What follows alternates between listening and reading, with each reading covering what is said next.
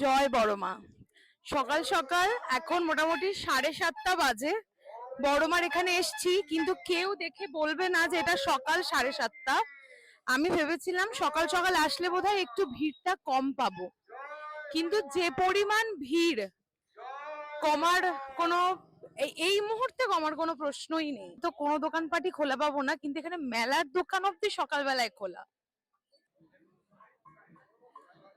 কি মায়ের ভাসান, জানি না ভাসানটা ক্যাপচার করতে পারবো কিনা, কারণ কখন ভাসান সেই টাইমটা জানি না। সত্যি মাকে দর্শন করব। সত্যি এখানে এসে মনে হচ্ছে যে কথাটা প্রচলিত আছে, ধর্ম হোক যার যার, বড় মা সবার। সত্যি তাই, সকাল বেলায় এতটা ভিড়, মানে এক্সপেকটেশনের বাইরে। যারা আসে তার মানে আমার পিছনটা হয়তো তোমরা দেখতেই পাচ্ছ, যে যারা আসছেন পিছনে এত ভিড়, সামনে এত ভিড়। মানে আমরা যখন প্রচুর ঘুরিয়েছে, প্রথম কথা একদম গঙ্গার পাশ দিয়ে পুরো ঘুরিয়েছে।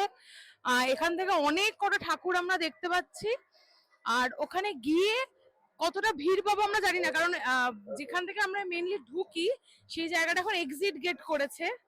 তো সেখানে দেখলাম প্রচন্ড ভিড়। আরেকটা ঠাকুর তোমাদের দেখাই। আজকে মনে হয় দণ্ডি কাটারও কোনো সময় নেই। আমি দেখলাম এখনই সবাই দণ্ডি কাটছে, কিন্তু দণ্ডি কাটার কিন্তু একটা নির্দিষ্ট সময় থাকে, সেই সময় দণ্ডি কাটতে হয়।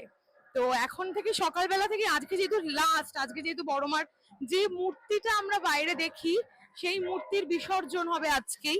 আর সেরকমটাই তো কথা, আমি সেরকমটাই জানি। তাই কখন হবে না হবে সেটা তো জানা নেই, তাই সেটা তোমাদেরকে দেখাতে পারবো কিনা জানি না। কিন্তু ভিড়টা তোমাদের আরেকবার দেখাই।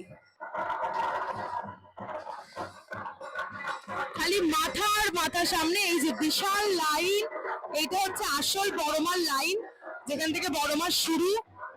এই যে বড়মার মন্দির, যেটা বন্ধ, বড়মার মন্দির কিন্তু বন্ধ। আর এখানের ভিড়টা একবার দেখাই, বিশাল ভিড়। মানে এই সকালবেলাতেও লাইন দিয়ে ঠাকুরটা দেখতে হচ্ছে।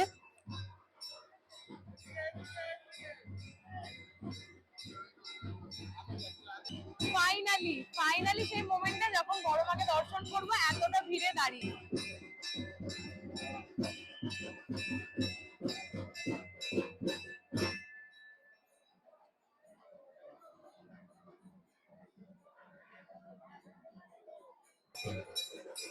বড়মার মন্দিরের প্যান্ডেলের পিছনটা করে পুরোটাই শাড়ি দিয়ে।